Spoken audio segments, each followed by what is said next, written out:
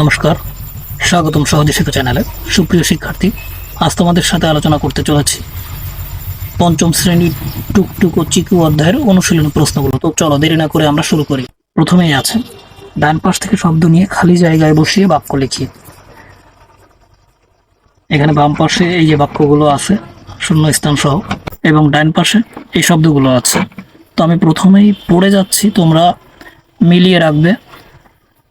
এবার এরপরে গিয়ে আমরা একসাথে মিলাবো। ক দাগে আছে, মনে তার ড্যাশ বইছে। খ দাগে, টুকটুকের মুখটা হাসিতে ড্যাশ করে উঠল। গ দাগে, ছানাটি ভয়ে ড্যাশ হয়ে কাঁপছে। ঘ, চড়ুই ভাতির ড্যাশ যোগ দিল চিকু। ও, সে ছানাটিকে ড্যাশ করে কোলে তুলে নিল। এবার আমরা মিলিয়ে নেব। ক, মনে তার ড্যাশ বইছে, মনে তার আনন্দের জোয়ার বইছে। এটি আমরা এইভাবে লিখতে পারি, মনে তার আনন্দের জোয়ার বইছে।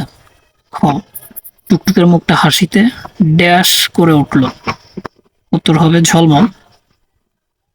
টুকটুকের মুখটা হাসিতে ঝলমল করে উঠল। ছানাটি ভয়ে ড্যাশ হয়ে কাঁপছে। উত্তর হবে জড়সড়। আমরা এভাবে লিখব, ছানাটি ভয়ে জড়সড় হয়ে কাঁপছে। চড়ুই ভাতির ড্যাশ যোগ দিল চিকু। উত্তর হবে আনন্দ উচ্ছ্বাসে।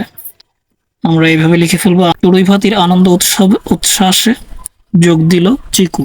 ও দাগে, সে ছানাটিকে ড্যাশ করে কোলে তুলে নিল, আলতো করে। সে ছানাটিকে আলতো করে কোলে তুলে নিল। এবারে আছে 3 দাগ, সঠিক উত্তর সহ বাক্যটি লিখি। আমরা প্রথম থেকে পড়ে যাব এবং পরে দেখিয়ে দেব কিভাবে লিখতে হবে। প্রথমে প্রশ্নগুলো পড়ি। ক, টুকটুকের মামাতো ভাই বোনেরা আসবে ঈদের ছুটিতে, শীতের ছুটিতে, গ্রীষ্মের ছুটিতে, পূজার ছুটিতে। আমি এখন এগুলোর উত্তর বলবো না, এখন ভেবে রেখে পরে মিলিয়ে নিবে। ছানাটি জড়সড় হয়ে খিদেই কাঁপছে, ভয়ে কাঁপছে, ঠান্ডায় কাঁপছে, জ্বরে কাঁপছে। গদাক পড়ে ফেলবো। টুকটুক বিড়াল ছানাটির গা মুছিয়ে দিল, গামছা দিয়ে, কাপড় দিয়ে, জামা দিয়ে, তোয়ালে দিয়ে। ঘ, বিড়াল ছানার নাম চিকু রেখেছে রাতুল, নীলা, টুকটুক, মা। চড়ুই ভাতির আয়োজন করলো টুকটুক ও নীলা, টুকটুক রাতুল ও নীলা, রাতুল ও নীলা, টুকটুক ও রাতুল। আমার মনে হয় তোমরা এর ভিতরে ভেবে ফেলেছ। তো চলো আমরা এখন মিলিয়ে ফেলি। ক দাগে আছে, টুকটুকের মামাতো ভাই বোনেরা আসবে গ্রীষ্মের ছুটিতে। খ দাগে, ছানাটি জড়সড় হয়ে ভয়ে কাঁপছে। গ, টুকটুক বিড়াল ছানাটির গা মুছিয়ে দিল তোয়ালে দিয়ে।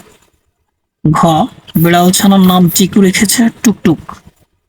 ও, চড়ুই ভাতির আয়োজন করলো টুকটুক, রাতুল ও নীলা।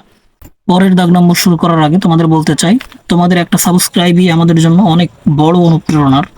তাই তোমরা চ্যানেলটি এখনই সাবস্ক্রাইব করে ফেলো। তো চলো পরের দাগে চলে যাই। 4 দাগ, কোন বাক্যের বিবরণ প্রশ্ন বিস্ময় বোঝাচ্ছে তার ডান পাশে লিখি। তোমরা প্রথমেই ভেবে রাখবে, তারপরে হচ্ছে আমরা মিলিয়ে নেব। আমি শুধু পড়ে যাচ্ছি। ক, আগামীকাল থেকে গ্রীষ্মের ছুটি শুরু। খ, ভয় পেয়েছো। গ, অনেক কিছু শিখে গেলে। ঘ, টুকটুক ওর নাম রাখলো চিকু। ও, সত্যি মাগো, সত্যি মাগো। চ, কেন পারবি না। তো আশা করি আমার পড়ার ধরন দেখে তোমরা অনেকটা বুঝে ফেলেছো।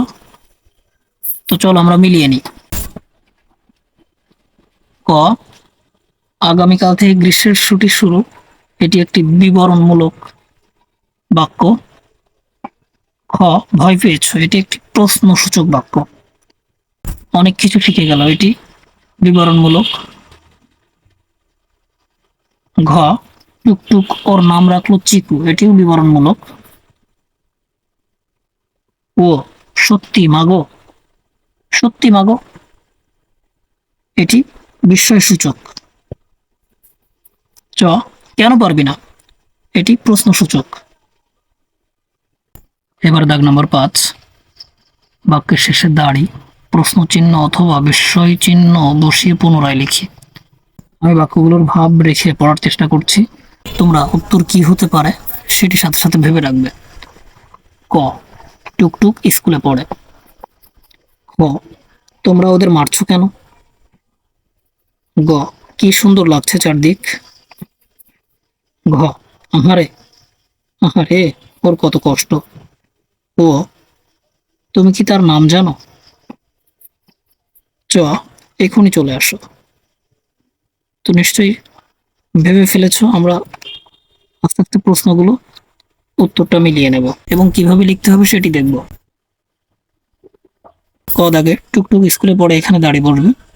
খ দাগে, তোমরা ওদের মারছো কেন? এখানে জিজ্ঞাসাবোধক চিহ্ন বা প্রশ্ন চিহ্ন। গ, কি সুন্দর লাগছে চারদিক, এখানে বিস্ময় চিহ্ন। ঘ, আহারে ওর কত কষ্ট, এখানেও বিস্ময় চিহ্ন। ও, তুমি কি তার নাম জানো? এটা প্রশ্ন চিহ্ন। চ, এখনই চলে আসো, এটাতে দাঁড়িয়ে পড়বে। ধন্যবাদ। ভিডিওটি ভালো লাগলে লাইক কমেন্ট করে ফেলো এবং বন্ধুদের মাঝে শেয়ার করো।